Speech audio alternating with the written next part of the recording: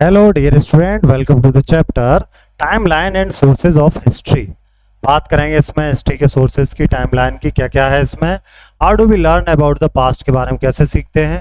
What are the sources of history, the first crops, how is time measured in history, the beginnings of human history. इन सब चीज़ों को हम लोग study करने वाले हैं।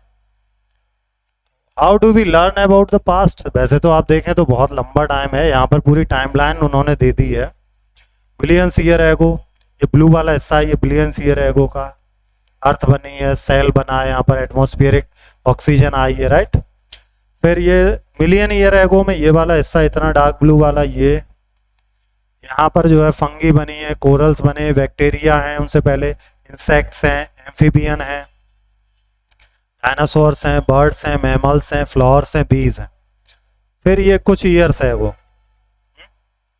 प्राइमेट्स, फायर, होमोसेपियंस, फिर राइटिंग, फिर लिखना सीखे। तो कुछ ज़्यादा पुराना ह्यूमन हिस्ट्री नहीं है।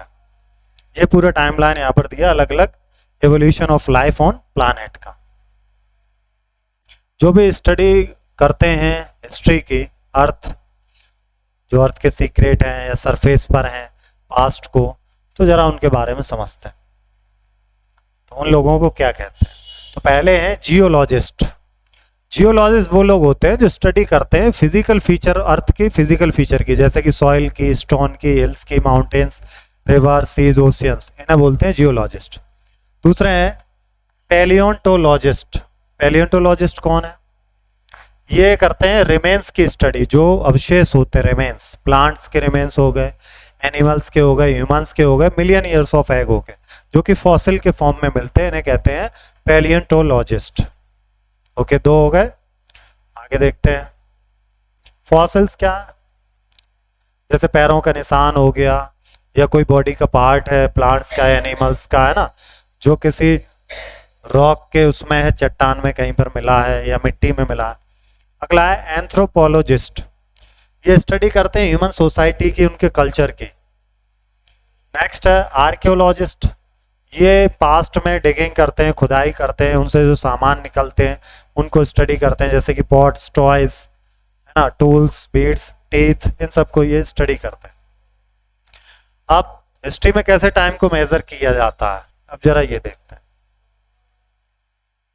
हिस्ट्री में कैसे टाइम को मेजर किया गया। वेरियस सोसाइटी, वेरियस कल्चर रहे हैं अब तक हिस्ट्री में, पुराने टाइम से ही। तो जैसे कि कब वो स्टार्ट हुए हैं, है ना, कब वो एंड हो गया वो पूरा कल्चर। तो इस पूरे पीरियड और टाइम को डिस्टिंक्टली बांटा गया है। उसके लिए कैलेंडर बनाया गया जिसे कहा गया जॉर्जियन कैलेंडर। ज़्यादातर दुनिया भर में इसको ही लोगों ने अडेप्ट किया हुआ। लेकिन कुछ कैलेंडर्स हैं जैसे हिंदू कैलेंडर, मुस्लिम calendar, Jews calendar, Chinese system, ये भी अलग अलग हैं जिनके अकॉर्डिंग वो अपनी डेट्स और फेस्टिवल्स या इवेंट्स को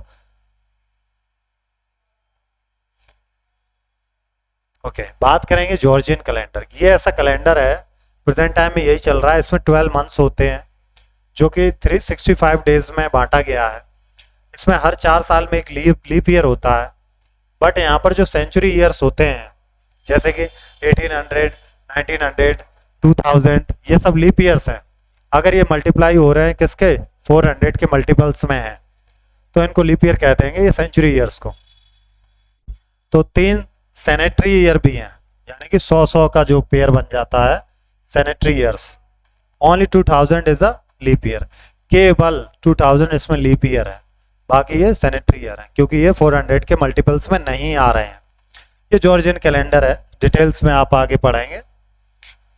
वेस्टर्न ट्रेडिशन जो है ये मानता है कि जो ईसाई मसीह हैं, जीसस क्राइस्ट हैं, और उनके टाइम से वो अपना स्टार्ट करता है कैलेंडर, तो उसको बोलते हैं एडी। लैटिन टर्म्स है जिसको कहते हैं एनो डोमिनी, और इनसे जन्म से पहले बोलते हैं बीसी, यानी कि बिफोर क्राइस्ट, क्राइस्ट के पैदा होने से पहले का टाइम बीसी, और जन्म के बाद का time AD, that is anno domini. जैसे 1947 इंडिया आजाद हुआ तो 1947 एडी कहेंगे, या फिर सीई भी कह सकते हैं। क्या कह सकते हैं? सीई। सीई का मतलब होता है common era. Before common era भी बोलते हैं, बीसीई बोल सकते हैं या बीसी बोल सकते हैं। अब जैसे 560 है, तो गौतम बुद्ध जो है वो जन्म लेते हैं 560 बीसीई में, यहाँ पर जो टाइम दिया उसके अकॉर्डिंग। तो हम लोग कैलकुलेट भी कर सकते हैं। अब जैसे आप देखें यहाँ, ये देखिएगा आप,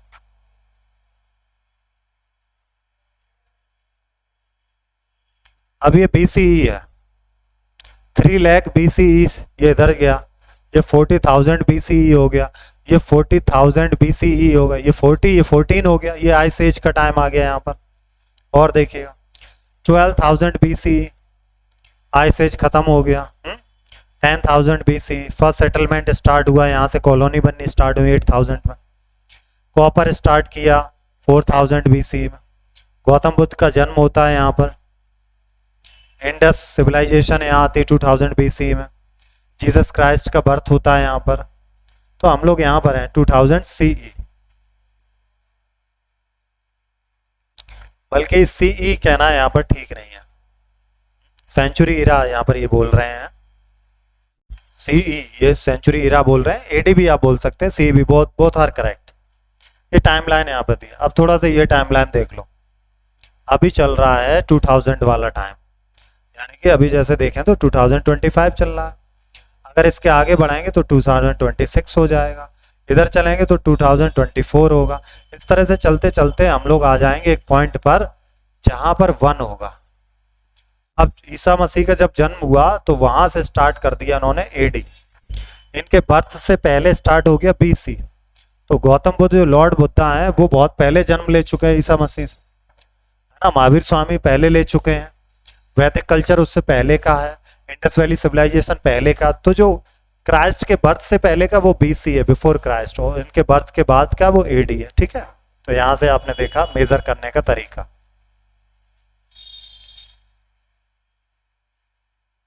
जैसे यहाँ पे दिए हैं कुछ वर्ड, सेंचुरी, 100 ईयर्स का टाइम सेंचुरी कहलाता है। 21st सेंचुरी में है तो 21st सेंचुरी में 100 जुड़ गए।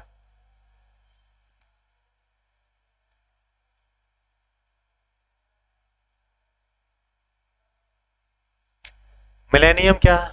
ये 1000 ईयर का टाइम होता है, उसे मिलेनियम में जोड़ लेते हैं। जैसे 1 CE, थर्ड मिलेनियम CE, 2001 है ना, तो 3000 CE।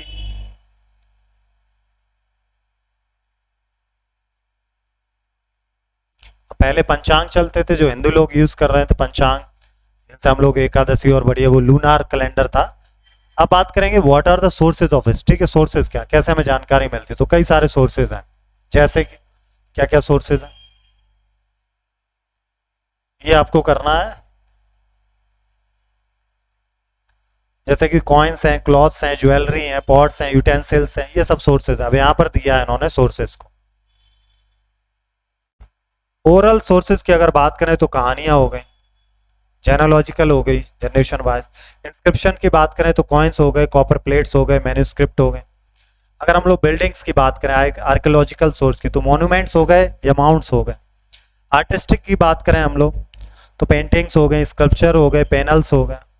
अगर हम एग्जीबिशन की बात करें, यानी कि खुदाई में जो चीज़ें निकली हैं वो रिमेन्स निकले प्लांट के, ह्यूमन के, फॉसिल्स वगैरह, टूल्स या वेपन हैं, ऑर्नामेंट्स हैं, पॉटरी हैं, टॉयज हैं, और कुछ बुरियल मिले हैं जहाँ पर दफनाया जाता था उन लोगों, उनसे जानकारी मिलती है।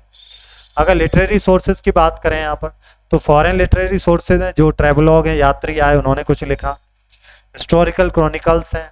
इंडियन लिटरेचर की बात करें तो वेदास हैं, इतिहास हैं, पोएम है, प्लेज हैं, हिस्टोरिकल टेक्स्ट है हमारे पास, बहुत सारी कहानियां भी हैं पुराने टाइम की। इन सब चीज़ों से हमें जानकारी मिलती है अपने पास्ट की, यानी कि हिस्ट्री की। ये नेशनल म्यूजियम है दिल्ली, यहाँ पर वो सारी चीज़ें आर्काइव की गई हैं, जहाँ आप जाके देख भी सकते हो पुरानी जो मैन्यूस्क्रिप्ट वगैरह। अब जैसे आप यहाँ देखो, ये इमेज आपको दिख रही है, अलग अलग चीज़ें यहाँ यूज़ करी गई। Who and what do you think the objects show? ये अशोक की लाट है, सारनाथ से लिया गया था, राइट। ये यहाँ पर बीड़ा बजाते हुए दिखाया जा रहा है समुद्रगुप्त को, आई थिंक। ये किसी टेंपल के बाहर की है, ये खजुराहो की हो सकते हैं। Beginning of human history, human history की बिगिनिंग की बात करते हैं। मॉडर्न ह्यूमन जो कि होमो सेपियंस है, ये आज से 3 लाख ईयर्स एगो इन्होंने स्टार्ट किया था कॉलोनाइजेशन। तो यहाँ पर कुछ ब्रीफ ओवरव्यू अर्ली ह्यूमंस का। तो ये आग फाग जब जलाने लग गए, शिकार करने लग गए, इस तरह से लिखने लगे, है ना, गुफाओं में ये सब।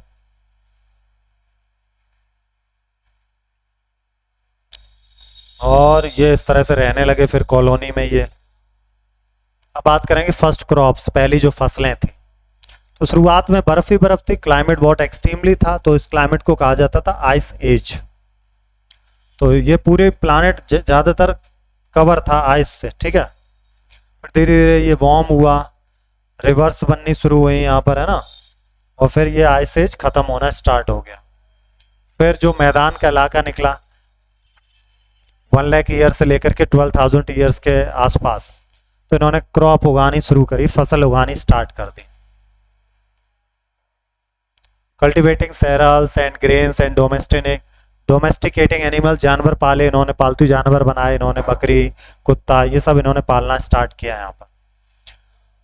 Water was advantageous not only for drinking but also because it provides fertile soil. तो ये नदियों किनारे ज़्यादा रहे जिससे कि वहाँ उनकी फसल भी अच्छे से उग सके, उसे पानी मिल सके। फिर बाद में हार्वेस्ट स्टार्ट किया, स्मॉल हैमलेट बनाए, जो छोटे छोटे गांव होते हैं उनको यहाँ पर हैमलेट बोला जा रहा है, ठीक है। फिर एक्सचेंज स्टार्ट किया, नेटवर्क हो गए गाँव के। फिर टेक्नोलॉजिकली एडवांसमेंट आया, पोइट्री बनाई गई, क्ले वेसल्स बनाए गए, मेटल्स का यूज़ हुआ, कॉपर वगैरह का। तो धीरे धीरे सिविलाइजेशन जो है वो डेवलप होना शुरू हो जाती है। आज वो सिविलाइजेशन हम सबको दिखती है, जैसे हम सब लोग पुरानी सिविलाइजेशन के ही तो एग्जाम्पल हैं हम लोग। तो इसमें थोड़ा सा हमने हिस्ट्री के बारे में बात करी, आर्कियोलॉजिस्ट के बारे में बात करी हम लोगों ने। और अब जो है हम लोग बात कर रहे हैं क्वेश्चन आंसर्स की। ये आप चैप्टर से पढ़ करके ही करेंगे अपनी नोटबुक में, हम लोग यहाँ से करते हैं, बी वाले सेगमेंट से हम लोग कर लेते हैं। Which of these expert study human society की, ह्यूमन सोसाइटी कल्चर की स्टडी करने वाला कौन था? एंथ्रोपोलॉजिस्ट। कौन था? Anthropologist, right. ओके, नेक्स्ट देखते हैं हम लोग। These are people who study and writes about the past। तो ये तो हिस्टोरियन होते हैं जो कि लिखते हैं, लिखने का काम कौन करते हैं? इतिहासकार, historian. Epigraphist are engage in the study of, epigraphics किस तरह की स्टडी? तो एंसेंट हिस्ट्री को करते हैं एपिग्राफर। डिकेड रेफर्स, डिकेड का क्या मतलब माना जाए? 10 साल का पीरियड होता है, उसको कहते हैं हम लोग डिकेड, दशक। कैलेंडर कौन सा यूज हो रहा है पूरी दुनिया? वो है ग्रेगोरियन कैलेंडर। कौन सा कैलेंडर यूज हो रहा है? Gregorian calendar. ओके,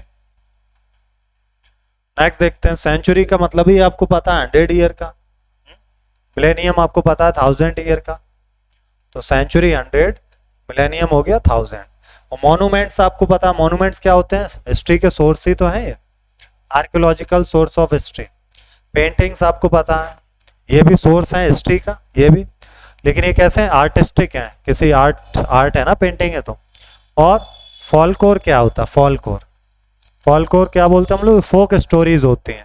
एक ही बचा मिलाने को, ये ओरल सोर्स ऑफ हिस्ट्री, यानी किसी ने कुछ कहानी सुनाई, जैसे हम लोग पांडवों की कहानी, तो ये फोक में भी चल जाती स्टोरी, ठीक है।